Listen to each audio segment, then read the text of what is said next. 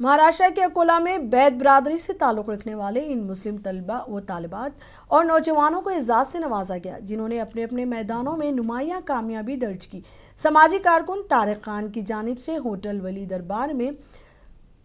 दिल्ली दरबार में मुनक्किदा एक तकरीब में इन नौजवानों को मिली सियासी व समाजी शख्सियात के हाथों एजाज़ दिया गया, जिसमें महाराष्ट्र के साबिक़ रियासती वज़ीर खान मोहम्मद अजहर हुसैन, रुकन असेंबली साजिद खान पठान और धीरज ने खुसूसी तौर पर शिरकत की। बैद बिरादरी का ताल्लुक लोधी सल्तनत से बताया जाता है।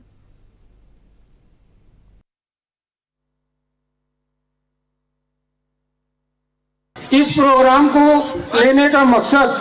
हमारी बिरादरी में आज जो एजुकेशन बढ़ रहा है ये दिखाने के लिए ये प्रोग्राम लिया गया है। हमारे वहाँ पे टोटल 22 MBBS डॉक्टर बन चुके हैं,